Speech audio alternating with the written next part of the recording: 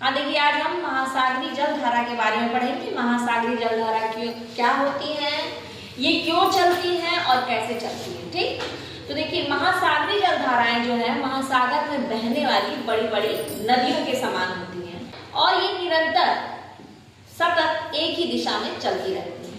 ठीक, दो प्रकार की होती है, गर्म जल धारा और ठंडी जल धारा। अब एक महासागर है, उसका तल एक है, तो ये अलग अलग क्यों चलती है, कुछ उत्तर की ओर जाएंगे, कुछ दक्षिण की ओर। इसका कारण क्या है?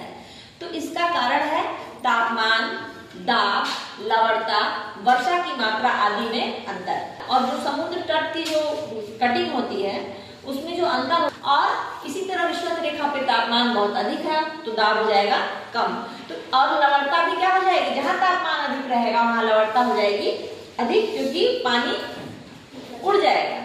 तो ये सब आपस में रिलेटेड है। अब देखेंगे कैसे है। तो पहले ये समझ लीजिए कि कौन कौन सा महासागर है। तो ये है अटलांटिक महासागर। कौन सा महासागर है? अटलांटिक महासागर। और ये है प्रशांत महासागर, ये प्रशांत है। और धरती गोल है, ऐसी चपटी तो है नहीं, तो यहाँ भी क्या हो जाएगा, प्रशांत महासागर। और ये है हिंद महासागर। ठीक ना बच्चों, ये आज हम अटलांटिक महासागर की जल धाराओं को जानेंगे। तो देख लेते हैं पहले अटलांटिक महासागर है कहाँ। तो देखिए ये है नॉर्थ अमेरिका महाद्वीप है, और ये है साउथ अमेरिका, और यहाँ है यूरोप, और ये है अफ्रीका।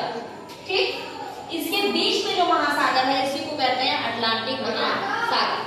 अब इसको हम विषुवत रेखा के माध्यम से दो भाग में बांटते हैं। ऊपर वाले को नॉर्थ अटलांटिक महासागर कहेंगे और नीचे वाले को साउथ अटलांटिक महासागर। ठीक, शॉर्ट में लिख रहे हैं, ये उत्तर अटलांटिक महासागर और ये दक्षिण अटलांटिक महासागर। और इसको समझते हैं कि कैसे जल धाराएं चलती हैं। तो जब पृथ्वी का गुणन होता है, धरती पश्चिम से पूरब की ओर जाती है, तो लहरें किधर से जाती है, पूरब से पश्चिम की ओर। ठीक ना, इधर व्यापारिक पवनों की वजह से भी और गुणन की वजह से भी जो लहरें हैं वो पश्चिमी अफ्रीका से दक्षिण अमेरिका की ओर। ठीक ना, और इसके तट से टकरा के ये मुड़ जाएंगी, कैरेबियन सागर की ओर मुड़ जाएंगी, और कुछ लहरें लौट जाएंगी। तो जो ये पूरब से पश्चिम की ओर जो जा रही लहरें, इसको बोलेंगे अटलांटिक महासागर की विषुवत रेखी जलधारा। विषुवत रेखी जलधारा कौन सी जलधारा है? अटलांटिक, उत्तर अटलांटिक महासागर की विषुवत रेखी जलधारा। और एक लहर जाएगी मैक्सिको की खाड़ी में। किस खाड़ी में जाएगी? मैक्सिको की खाड़ी में। मैक्सिको की खाड़ी है, इसमें जाएगी और यहाँ से चक्रीय रूप में घूमते हुए निकलेगी, और यहाँ पे एक द्वीप है, इसका नाम है फ्लोरिडा, और इसी के नाम पे इस धारा को कहेंगे फ्लोरिडा की धारा। कौन सी धारा है? फ्लोरिडा की धारा, जल धारा। ठीक, उसके बाद ये यहाँ से एक और दूसरी भी जाएगी जल धारा, जो कैरेबियन द्वीप समूह से के बगल से जाएगी, इसको कहेंगे एंट लीज की धारा। कौन सी धारा है? एंट लीज की धारा। दो धाराएं हो गई। ये सब गर्म है क्योंकि ये किधर से जा रही है, विषुवत रेखा से ध्रुव की ओर जा रही है। डायरेक्शन देखिए। उसके बाद ये दोनों आगे चल के मिल जाएंगी और एक हो जाएंगी, और इस धारा को कहेंगे गल्फ स्ट्रीम की धारा। क्या बोलेंगे? गल्फ स्ट्रीम की धारा, गल्फ स्ट्रीम। ठीक ना, अब ये गल्फ स्ट्रीम जो है इधर से गुजरेगी न्यूफाउंडलैंड से। किससे गुजरेगी? न्यूफाउंडलैंड से, और आगे बढ़ेगी। और यहाँ से एक जो जल धारा है जिसको कहेंगे लेब्राडोर की धारा। कौन सी धारा है? लेब्राडोर की धारा, जो ठंडी धारा है क्योंकि ये ध्रुवों से आ रही है। तो लेब्राडोर की धारा जब इससे टकराएगी तो इसकी स्पीड हो जाएगी कम। स्पीड क्या हो जाएगी? कम हो जाएगी, और ये प्रवाह कहलाएगा उत्तर अटलांटिक प्रवाह। उत्तर अटलांटिक प्रवाह।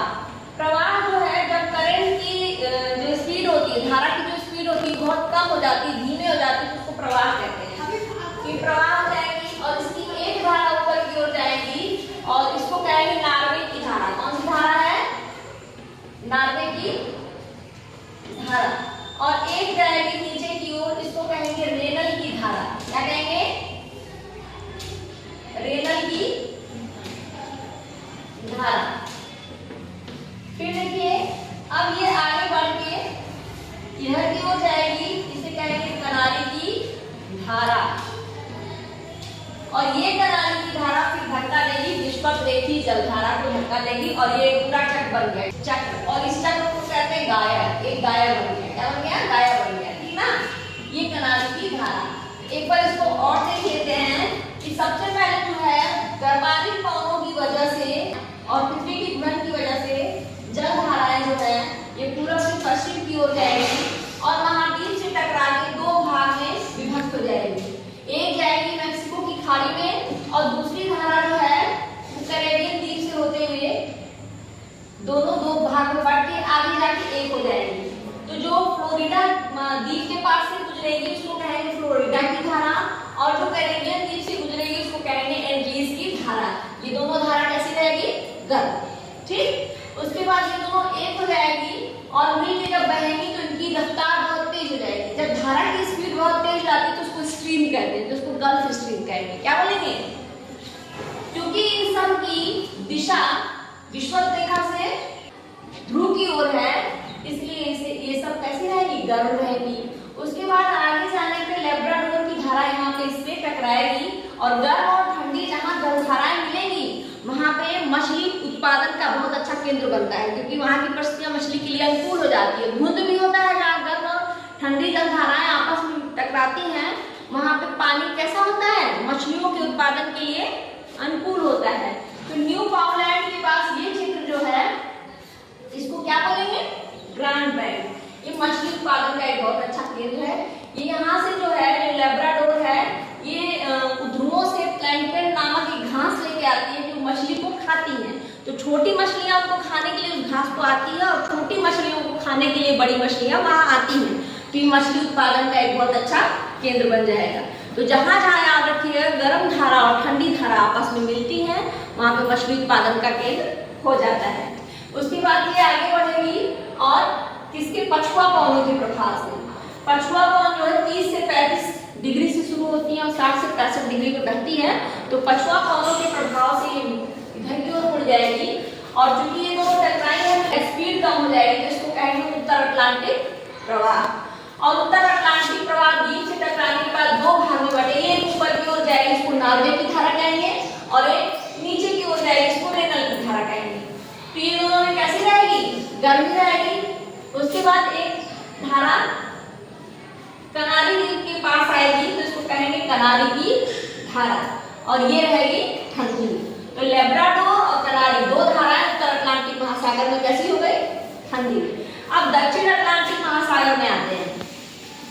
ठीक। तो यहाँ पे भी एक धारा जो है पूरब से पश्चिम की ओर गुजरेगी, इसको कहेंगे दक्षिण अटलांटिक की विषुवत रेखी धारा, या दक्षिण विषुवत रेखी धारा। ठीक। पी जाएगी पूरब से पश्चिम की ओर जाएगी और द्वीप से टकराने के बाद नीचे की ओर मुड़ जाएगी और कुछ वापस भी लौटेगी। इसको कहेंगे प्रति विषुवत रेखी जलधारा, जो वापस लौटेगी। और जो इधर जाएगी यहाँ पे ब्राजील देश है तो इसको कहेंगे ब्राजील की धारा, ब्राजीलियन धारा। ये ब्राजील की धारा हो गई। उसके बाद ये आगे बढ़ेगी, यहाँ पे एक द्वीप है उसका नाम है फॉकलैंड। कौन सा नाम है? फॉकलैंड। और फॉकलैंड के पास एक ठंडी धारा इससे मिलेगी, है? इस धारा से एक ठंडी धारा मिलेगी, तो इस धारा को बोलेंगे फॉकलैंड की धारा। कौन सी धारा है? फॉकलैंड की धारा। तो ये धारा जब मिलेगी तो यहाँ पे भी मछली उत्पादन का केंद्र बनेगा, और यहाँ हम जानते हैं कि आर्कटिक अंटार्कटिक महाद्वीप है, तो ये पछुआ पवनों के उससे रथ घूम जाएंगे। पछुआ पवनों के प्रभाव से ये जो फॉकलैंड और कौन सी धारा मिलेगी? ब्राजीलियन धारा मिलेगी, घूम जाएगी। तो इसको कहेंगे दक्षिण अटलांटिक प्रवाह। क्या कहेंगे? दक्षिण अटलांटिक प्रवाह, है ना। उसके बाद ये इधर घूमेगी, पछुआ पवनों के प्रवाह से घूमेगी इधर कहेंगे बेंगुला की धारा, बेंगुएला की धारा। ये ठंडी जल धारा रहेगी क्योंकि किधर से जा रही है, ध्रुवों से विषुवत रेखा की ओर। तो कैसी धारा होगी, ठंडी जल धारा होगी। अब देखिए ये बेंगुला की धारा हो गई और ये बेंगुला की धारा जाके फिर विषुवती रेखा धारा में मिल जाएगी और ये एक चक्र का पूरा निर्माण हो गया। देखिए यहाँ से ऐसे एक चक्र का निर्माण हो गया। तो आपको क्या दिख रहा है, इधर क्लॉकवाइज जा रही है, इधर जो है उत्तर अटलांटिक महासागर में क्लॉकवाइज धारा का प्रवाह है, देख रहे हो ना ऐसे, और दक्षिण अटलांटिक महासागर में एंटी क्लॉकवाइज धारा का प्रवाह है। यहाँ एंटी क्लॉक है और वहाँ क्लॉकवाइज है। नेक्स्ट देखते हैं हिंद महासागर की जल। अब हम हिंद महासागर की जल धाराओं को पढ़ेंगे। तो देखिए ये है हिंद महासागर, हिंदुस्तान के नीचे है हिंद महासागर। तो हिंद महासागर के, ये है हिंद महासागर के पश्चिम में है अफ्रीका महाद्वीप, पूर्व में है ऑस्ट्रेलिया महाद्वीप और उत्तर में है एशिया महाद्वीप और नीचे है अंटार्कटिका महाद्वीप। ये पूरा हिंद महासागर है। अब इसके बारे में हम लोग जाने कि हिंद महासागर की जल धाराएं कैसे चलती हैं। तो देखिए ये विषुवत रेखा, ये कर्क रेखा, ये मकर रेखा। ये जो जल धाराएं हैं ये पूर्व से पश्चिम की ओर बहते जब अफ्रीका महाद्वीप से टकराती हैं तो टकरा के ये दो पार्ट में बढ़ जाती है। एक जो है अफ्रीका से सट के जाता है, ये मेडागास्कर द्वीप है, तो मेडागास्कर द्वीप एक आगे से जाता है और इसके पीछे से जाता है। तो ये दो भाग में बढ़ गए। कौन सी जल धारा थी, दक्षिण हिंद महासागर की विषुवत रेखी जल धारा। विषुवत रेखी जल धारा कैसी होगी, गर्म होगी, क्योंकि विषुवत रेखा पे तो ऑब्वियस सी बात है कि गर्म होगी। अब ये मेडागास्कर द्वीप से टकरा के दो पार्ट में डिवाइड हो गई। तो एक गुजरेगी मोजाम्बिक देश से, तो इसको कहेंगे मोजाम्बिक की धारा। क्या कहेंगे, मोजाम्बिक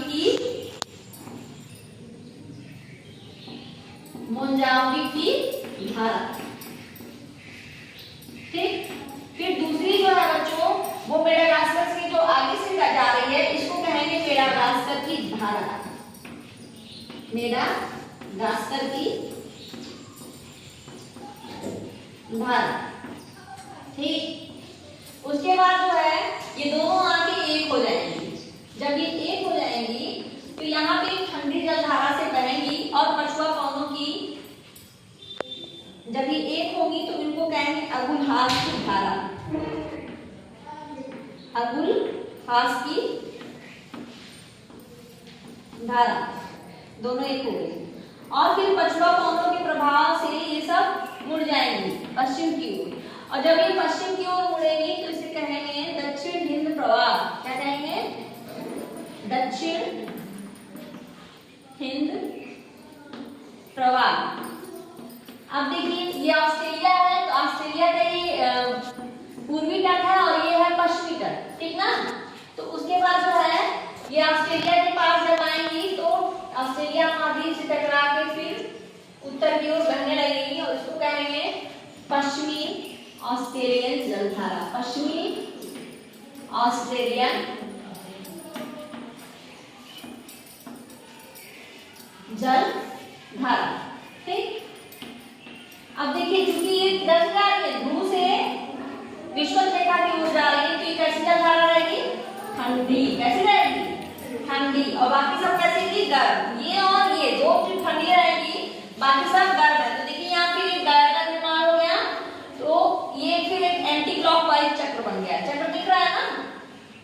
सबसे पहले हिंद महासागर, दक्षिणी हिंद महासागर की विषुवत रेखी जलधारा पूरब से पश्चिम की ओर जाएगी। अफ्रीका महाद्वीप से टकराने के बाद ये दो भाग में बढ़ जाएगी। एक मेडागास्कर द्वीप के आगे से जाएगी और एक उसके पीछे से, यानी एक पूरब से जाएगी, एक पश्चिम से जाएगी। उसके बाद जो पश्चिम से जाएगी मोजाम्बिक देश के समीप से जाएगी, उसे कहेंगे मोजाम्बिक की जलधारा। ठीक, और जो मेडागास्कर के आगे से जाएगी उसको मेडागास्कर की जलधारा कहेंगे। ये सारी की सारी गर्म है। उसके बाद आगे जाके ये दोनों एक हो जाएंगी तो उसे कहेंगे अगुलहास की धारा। और ये भी कैसी है, गर्म है, क्योंकि इन सब की दिशा देखो, दिशा देखो, जहाँ पे विषुवत रेखा से अगर ध्रुव की ओर आ रही है तो वो गर्म रहेगी। उसके बाद ये आगे जाएंगी तो पछुआ पवनों प्रभाव से ये पश्चिम की ओर मुड़ जाएंगी, पूरब की ओर मुड़ जाएंगी, तो इसे कहेंगे दक्षिण हिंद प्रवाह।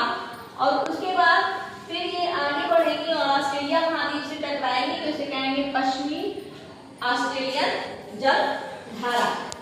ये ठंडी जल धारा रहेगी और उसके बाद फिर ये जाके मिल जाएंगे विषुवत-रेखीय जल धारा में और उसे धक्का देंगे और फिर ऐसे ये पूरा चक्र चलेगा। और ये चक्र कैसा रहेगा? Anti clockwise.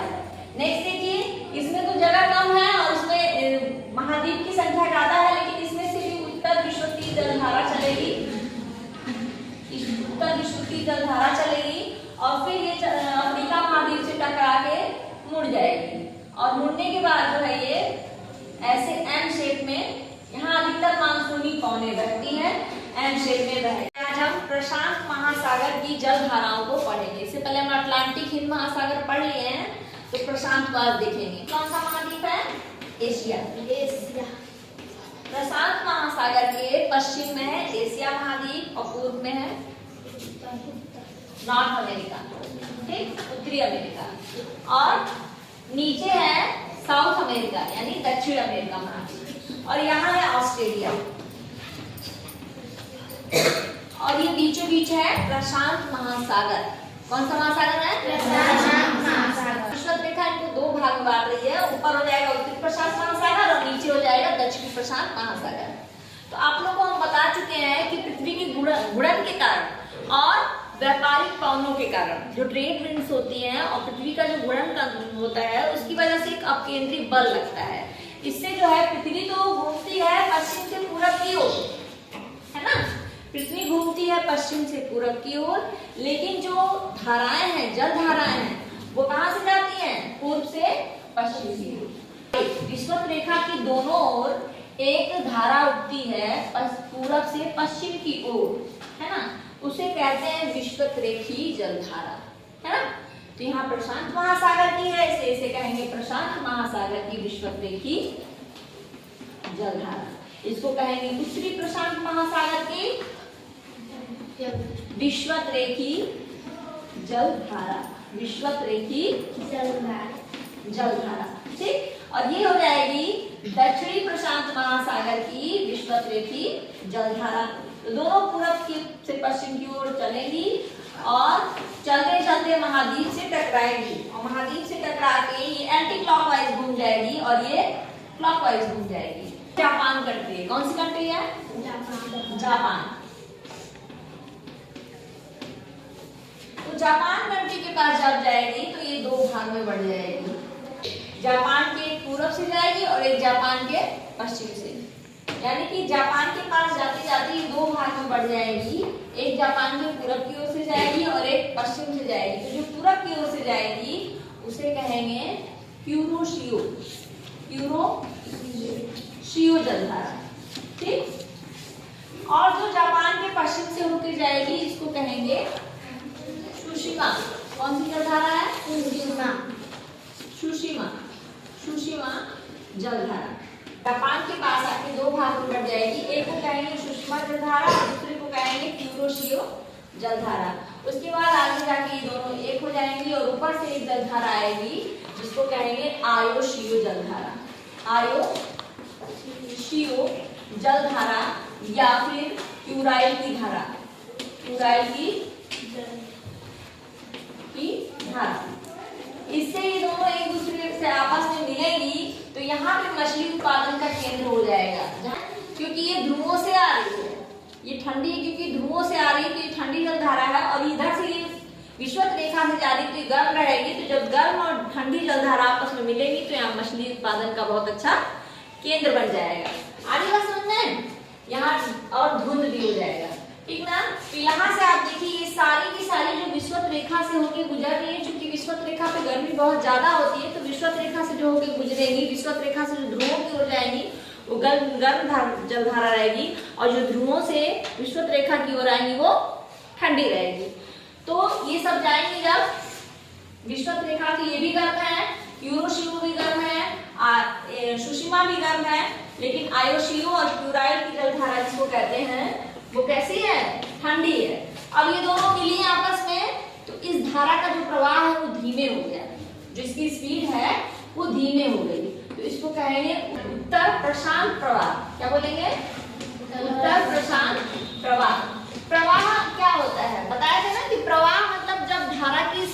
कम हो जाती है तो उसे कहते हैं प्रवाह। जब बहुत तेज हो जाती है तो उसको कहते हैं स्ट्रीम। और जब धारा की नॉर्मल रहती है प्रवाह तो उसे जलधारा कहते हैं। तो यहाँ क्या होगा, इसे कहेंगे उत्तर प्रशांत प्रवाह। उसके बाद ये आगे बढ़ेगी, अलास्का के पास पहुंच जाएगी तो इसको कहेंगे अलास्का की जलधारा। क्या कहेंगे, अलास्का की धारा। ठीक, उसके बाद ये और आगे बढ़ेगी तो इसको कहेंगे कैलिफोर्निया की धारा। क्या कहेंगे, कैलिफोर्निया की धारा, कैलिफोर्निया की धारा। उसके बाद ये कैलिफोर्निया की धारा फिर आके विश्वविद्यालय जलधारा को धक्का देगी और ये पूरा एक चक्र बन जाएगा, ऐसे पूरा चक्र बन जाएगा, इसको कहेंगे गायब। एक चक्र का निर्माण हो गया। फिर से एक बार समझ लेते हैं, पूरब से पश्चिम की ओर पृथ्वी के अपकेंद्री बल और व्यापारिक पवनों के कारण एक धारा चलेगी पूरब से पश्चिम की ओर, जिसको कहेंगे उत्तर प्रशांत की विषुवत-रेखीय धारा। और फिर जब ये आगे बढ़ेगी तो फिलीपींस द्वीप के पास, ये फिलीपींस द्वीप है, फिलीपींस द्वीप के पास ये दो भागों में बढ़ जाएगी। एक जापान के पूरब से होके जाएगी और एक पश्चिम से होके जाएगी। तो जो पूरब से होके जाएगी इसको क्यूरोशियो कहेंगे जलधारा, और जो पश्चिम से होके जाएगी उसे सुषमा जलधारा कहेंगे। फिर आगे जाके ये दोनों क्या हो जाएंगी, आपस में मिल जाएंगी और इनका प्रवाह जो है, इधर से एक और धारा आएगी, इसको कहेंगे आयोशियो या क्यूराई की धारा। और ये जब दोनों आपस में मिलेंगी तो यहाँ मछली उत्पादन का केंद्र होगा, दूध बहुत ज्यादा होगा। और जब ये आपस में मिलके आगे बढ़ेंगे तो इनका प्रवाह कम हो जाएगा, क्योंकि एक ठंडी थी और एक गर्म थी, दो तरह की जलधारा टकराई, प्रवाह इनका धीमा हो जाएगा स्पीड, इसको कहेंगे उत्तर प्रशांत प्रवाह। और जब ये अलास्का के पास पहुंचेगी तो इसको कहेंगे अलास्का की धारा। तो ये सब अधिकतर गर्म थी, बस इसमें ठंडी कौन थी, आयोशियो और क्यूराई की धारा। उसके बाद ये जब आगे बढ़ेगी, कैलिफोर्निया है, ये कैलिफोर्निया प्रायद्वीप है, यहाँ पहुंचेगी जिसको कहेंगे कैलिफोर्निया की धारा। और यही धारा आगे बढ़ के फिर से विषुवत-रेखीय जलधारा को धक्का देगी। नेक्स्ट देखिए, दक्षिण प्रशांत महासागर की जलधारा। देखिए क्या है, दक्षिण प्रशांत महासागर की जलधारा में यहाँ जाएगी दक्षिण प्रशांत की विषुवत-रेखीय जलधारा, विषुवत-रेखीय जलधारा यहाँ से गुजरेगी पूरब से पश्चिम की ओर। उसके बाद ये ऑस्ट्रेलिया के पास जब जाएगी, ये ऑस्ट्रेलिया महाद्वीप है, यहाँ जाएगी तो महाद्वीप से टकरा के मुड़ जाएगी, मुड़ेगी तो इसको क्या बोलेंगे, पूर्वी, ये पूरब है ऑस्ट्रेलिया का ना, और इधर पश्चिम है तो इसको कहेंगे पूर्वी ऑस्ट्रेलियन जलधारा, पूर्वी ऑस्ट्रेलियन जलधारा। ठीक, पूर्वी ऑस्ट्रेलियन जलधारा। फिर ये आगे जब बढ़ते बढ़ते आगे जाएगी तो यहाँ बहेंगी पछुआ पौने। कौन से पौने बहेंगी, पछुआ पौने। तो इनको कहेंगे पछुआ पवन प्रवाह या प्रशांत प्रवाह भी बोल सकते हैं। दक्षिणी प्रशांत प्रवाह या दक्षिणी पछुआ प्रवाह दोनों बोल सकते हैं। ये दक्षिणी प्रशांत प्रवाह बताया थे ना कि ये 30 से 35 डिग्री में जो है कौन सी रो चलती है, पछुआ पवन। तो पछुआ पवन के प्रवाह से ही मुड़ेगी और मुड़ने के बाद आगे बढ़ेगी। ठीक, और आगे बढ़ते बढ़ते जो है ये जब जाएगी दक्षिणी अमेरिका के पास, दक्षिणी अमेरिका महाद्वीप से टकराएगी तो यहाँ से मुड़ जाएगी और यहाँ है पेरू देश। इसके नाम से इसको कहेंगे पेरू की जलधारा, पेरू की जलधारा। याद रखिएगा, क्या बोलेंगे, पेरू की जलधारा या हमबोल्ड, दो चीज बोलते हैं, पेरू की या हमबोल्ड की जलधारा। फिर ये जब आगे बढ़ेगी और आगे बढ़ के फिर ये विषुवत-रेखीय जलधारा को धक्का दे देगी तो एक फिर ये चक्र का निर्माण हो जाएगा। तो फिर इसको एक बार समझ लेते हैं। सबसे पहले यहाँ से पूरब से पृथ्वी की घूर्णन, अपकेंद्री बल यानी और व्यापारिक पवनों के प्रभाव से एक जलधारा चलेगी जिसे कहेंगे दक्षिण प्रशांत की विषुवत-रेखीय जलधारा। और ये आगे जाके ऑस्ट्रेलिया महाद्वीप से जब टकराएगी तो अपने रास्ते को चेंज करेगी, इसे कहेंगे पूर्वी ऑस्ट्रेलियन जलधारा। ठीक, और फिर ही जब आगे बढ़ेगी तो पछुआ पवनों के प्रवाह से मुड़ जाएगी, तो इसे कहेंगे पछुआ पवन प्रवाह या दक्षिणी प्रशांत प्रवाह, दक्षिणी प्रशांत प्रवाह। उसके बाद ये आगे बढ़ेगी और दक्षिण अमेरिका महाद्वीप से टकराएगी और टकरा के कहाँ पहुंच जाएगी, पेरू के पास, इसे कहेंगे पेरू की जलधारा या हम्बोल्ट की जलधारा।